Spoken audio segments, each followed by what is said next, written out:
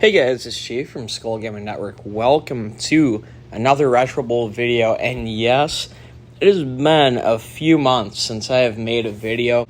I do have an update video that I recorded. I haven't put it out yet. I'll put it out soon. But the purpose of today's video, since a lot of you watching won't realize that it's been a while since I've uploaded, is to talk about a feature in the brand new Retro Bowl update that dropped today, October 4th, 2022, and that feature is skill buffs for players in Retro Bowl. Number one, what is a skill buff? It bumps up a certain player stat by +1. What controls that buff? It really depends on certain player conditions. And the purpose of this video, I'm going to go position by position, look at each buff and what conditions are required to fulfill that. And that's going to be today's video. So starting out with quarterback, we've got Jatavis Zubnar here. Absolute beast. I'm not going to sign him. I don't need him. I'm working on a special project on this account. Yes, I have 1,360 coaching credits. I know the comments are going to talk about it. For throw accuracy, it's nice. It breaks down what it is. So throw accuracy determines how much arc you see when aiming a throw.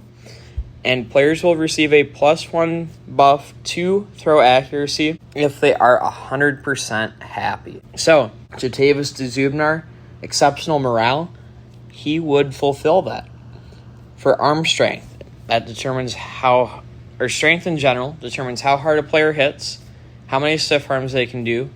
For quarterbacks and kickers, it relates to the maximum throwing and kicking range.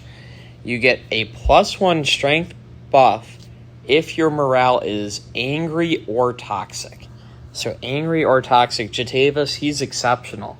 No. Let's try to find an example. So we've got some angry guys like Rashawn Holland. Bad morale, I think that would qualify because that is the worst besides toxic, which of course is that ugly green face. So that would boost strength. Speed, that's the player's acceleration and top speed. You get a +1 speed buff if you have 100% conditioning. So condition is determined. We're going to go to my roster. Don't worry about these players. It's these green bars. So right now, Lano Ramczyk, and that's cool. This is how it shows up. He gets +1 speed. That is really nice to see. Let's see if any of my other guys qualify. So Deontay Reeves with catching. He's 100% happy, so he gets the +1. That's nice. And if I go to the roster for Looney, so his skill, his catching is an 8. And then Looney here, it's up to a 9. That is really nice to see. Not to get too off topic, stamina affects how long a player can run at their top speed or how much their strength depletes with every throw or kick. Toxic players get a +1 stamina buff. That is good to know. For running backs, catching in general, it relates to how well a player holds onto the ball when catching it and after taking a hit. They get a +1 buff at 100% happiness. We've seen strength. You want a toxic player to be strong and to have better stamina, and speed is based on conditioning. Tight ends, the same as running backs. Wide receivers, also the same as running backs. Offensive linemen, I'm really curious to see what affects blocking. Blocking, so of course, determines how well your lineman can protect the quarterback. They get the buff for happiness. But then strength, which also would help with blocking, you would think, is based on toxicity. So that's going to be interesting for O-linemen. Not that many people use them.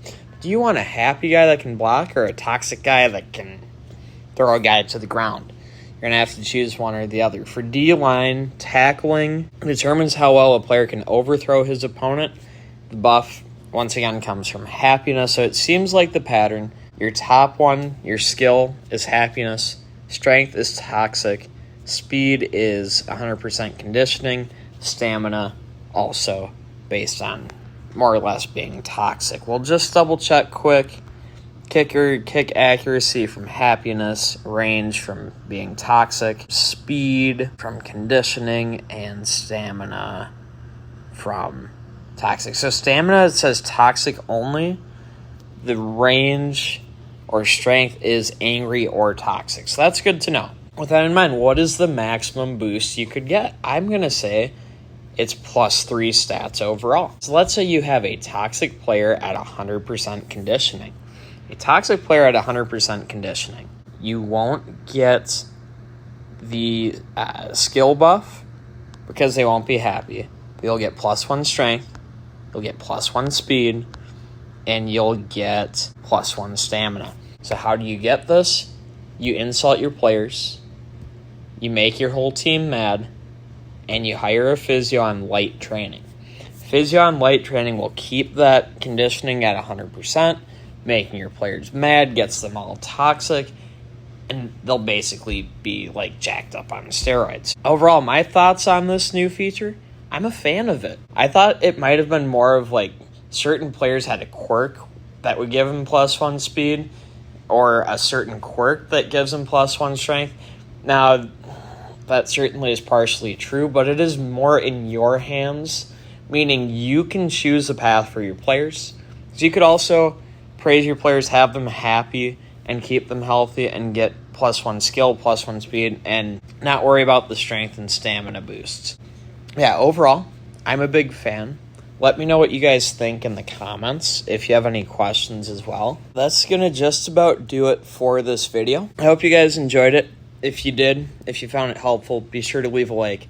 Subscribe if you're new for more Retro Bowl content. I know I had a hiatus for a few months, but I am planning a new series coming to my channel starting very soon that at least partially involves this 1,360 coaching credits you can see in that upper left-hand corner, and I know everybody's going to be commenting on, like, oh, look at how many coaching credits Skull has. Yeah, I've got that many coaching credits, and I have a plan. I hope you guys join me. I'm planning to drop episode 1 within a week of today, so by October 11th. That's all I've got for now, though.